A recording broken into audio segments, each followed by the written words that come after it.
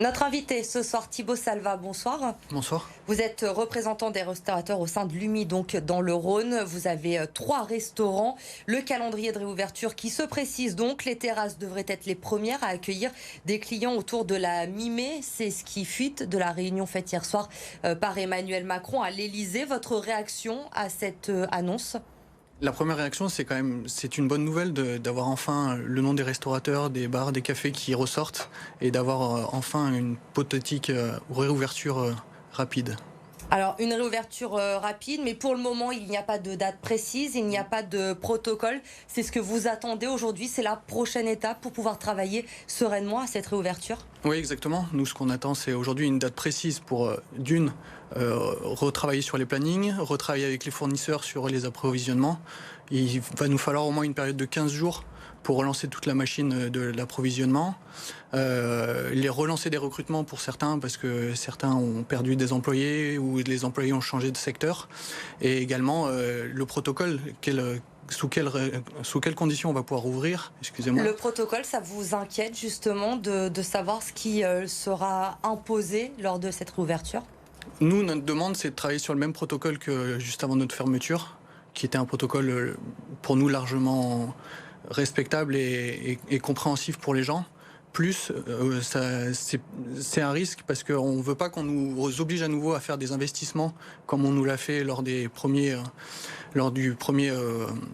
l'entre-deux couvre-feu. Et ensuite, on nous a arrêtés. Donc, beaucoup de restaurateurs ont investi dans du matériel pour ne pas l'utiliser au final. Donc, on voudrait au moins pouvoir utiliser le matériel qu'on nous a demandé d'acheter à cette époque et voilà, et l'amortir et accueillir nos clients. On évoque également de plus en plus la possibilité de mettre en place en France un pass sanitaire pour accéder aux restaurants, aux musées, aux lieux de culture quand ils vont rouvrir. Vous y êtes favorable à ce pass sanitaire ?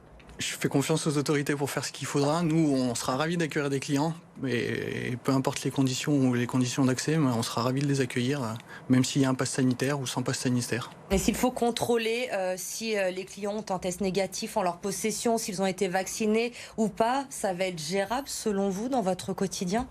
Dans notre quotidien, ça sera ingérable. Comme c'était ingérable les carnets de rappel.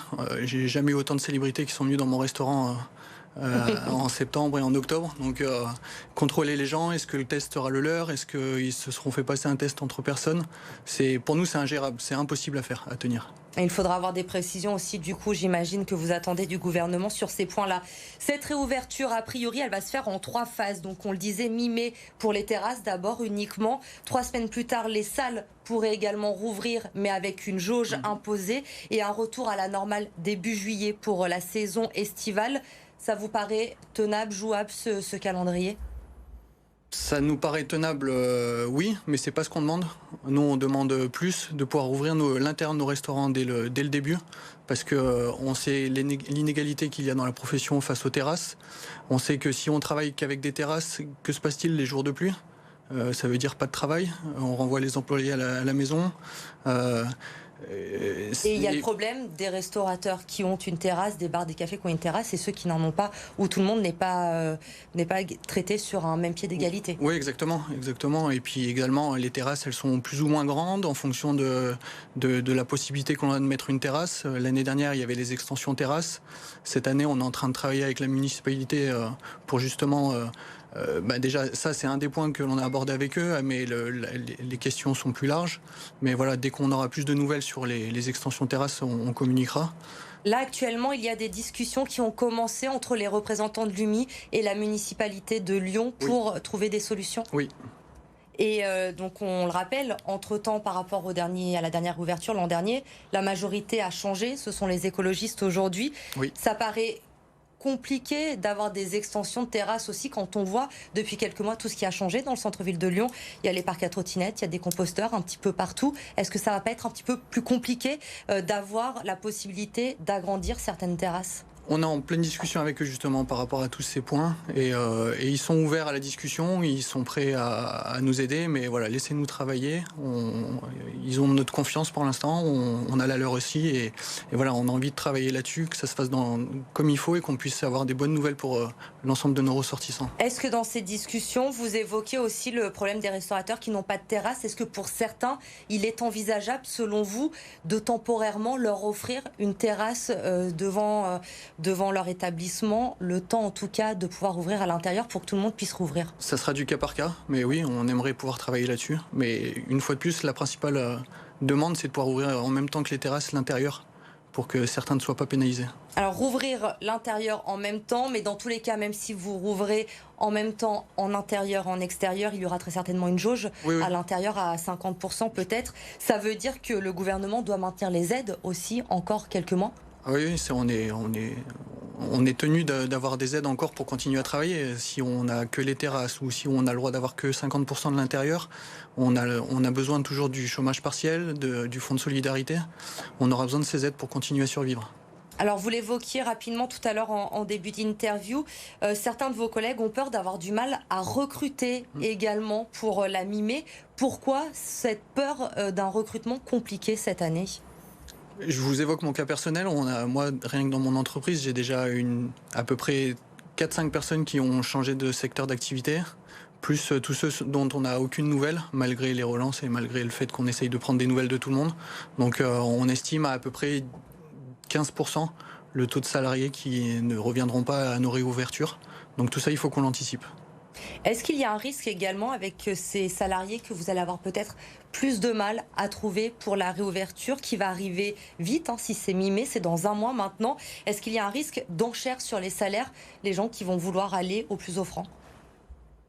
Ce risque a toujours existé de toute façon, donc il existera aussi, mais bon, c'est le jeu. Alors on est plutôt positif ce soir, on parle de cette réouverture, d'une fin de galère peut-être pour toute votre branche. Est-ce que tout de même aujourd'hui vous pouvez chiffrer combien de restaurants, de bars, d'établissements de nuit, eux ils ne sont pas prêts encore de rouvrir, ne vont pas réussir à se relever? Alors il n'y a pas de chiffre exact. On estime que de toute façon il n'y aura pas de fermeture d'établissement dans l'année qui arrive. Enfin, il y en aura très peu, mais surtout, ça va être en début 2022 quand il y aura les accumulations de prêts, de PGE, de remboursement, de reprise de l'ensemble des salariés, où là, ça va être plus compliqué. Aujourd'hui, et on estime à peu près 30%. Toujours. 30% de bars, de restaurants, d'établissements de nuit qui ne pourraient peut-être... C'est un chiffre qui est quand même assez énorme. C'est un chiffre qui est énorme, oui, mais c'est un chiffre qui continue à grandir parce qu'au fur et à mesure, certains vivent avec ces aides. Voilà, on va pas se le cacher, il y a quelques restaurateurs qui vivent bien de ces aides, mais il y en a beaucoup qui n'en vivent pas et qui n'arrivent pas à combler même les charges fixes. Les loyers, on le rappelle, les loyers sont toujours à la charge de chacun. On fait les avances de trésorerie pour les salaires. C'est de plus en plus long pour avoir les remboursements. L'ouverture du fonds de solidarité pour le mois de mars n'a toujours pas été ouverte. Elle devrait être ouverte normalement fin avril, sachant qu'après le site crache parce qu'il y a beaucoup de demandes, donc il faut attendre. Donc on va nous payer les aides de mars, que en mai. Donc il faut pouvoir faire de l'avance. Il y a toujours un délai qui est assez long et assez compliqué quand vous êtes dans cette situation-là depuis plus d'un an.